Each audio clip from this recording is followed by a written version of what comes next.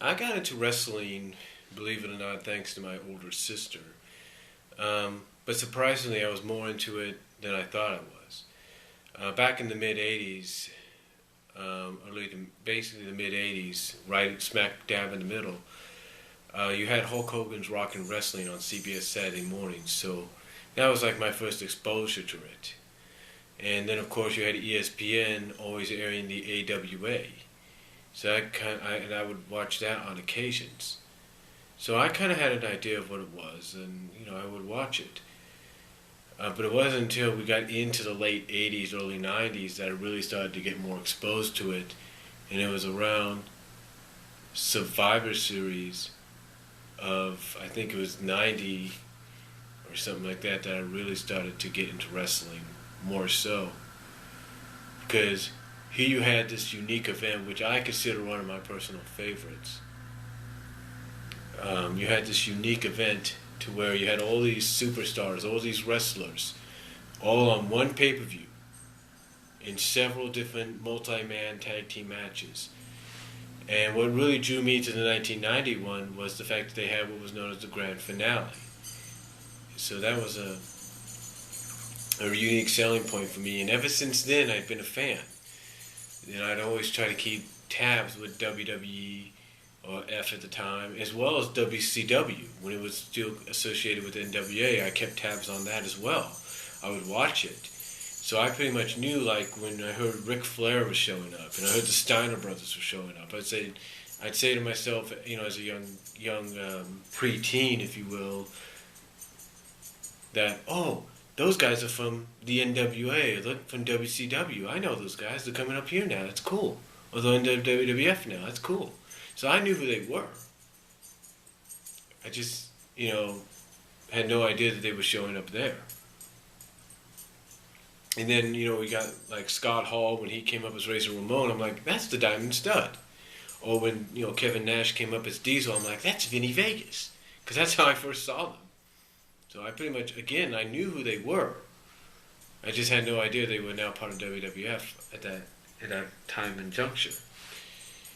And so, ever since then, I always kept tabs of who was who and, what was what.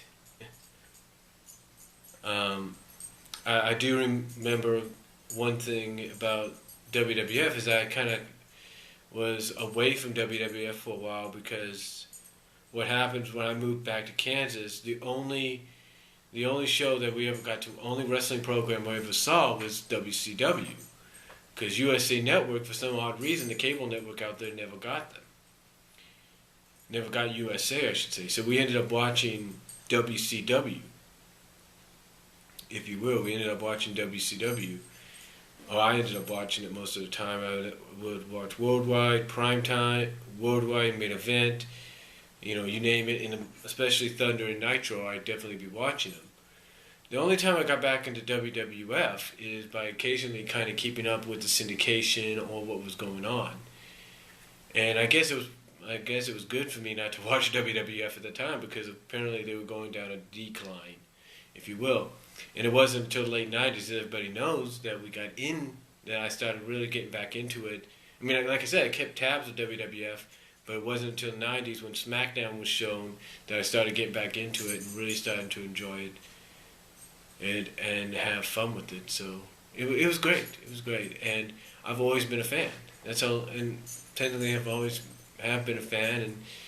And ever since, like I say, the mid 80s, even though it was still Rockin' Wrestling, Hulk Hogan's Rockin' Wrestling cartoon, that I've been a fan, but I've always been a fan since then. And yeah, there's occasions nowadays to where it's like, okay, if I read the spoilers and all that, or the results, before the show airs where I'm at, which would be about 9 o'clock here, or 8 o'clock here, like for Raw and SmackDown and Impact, I'll say to myself, well, it does sound interesting, maybe I'll watch it and record it, maybe I won't. And I have recorded a lot of Raw over the past few years, so a lot of Raw and SmackDown over the past few years, as well as Impact.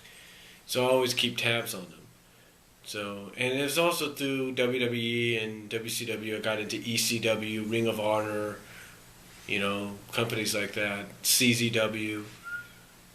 So it's been a unique perspective for me as a fan to be most notably a WWE fan, but also be fans of other products like TNA, Ring of Honor, CZW, and stuff. Just check them out and see what they got. I mean, when I lived in Lawrence, Kansas, we had our own local wrestling promotion, and that was associated with the NWA, and at the time also associated with TNA, and that was Central States Wrestling. And I got to go to the Armory and the community building in Lawrence and watch guys like Raven, Sabu, Abyss, AJ Styles, Christopher Daniels.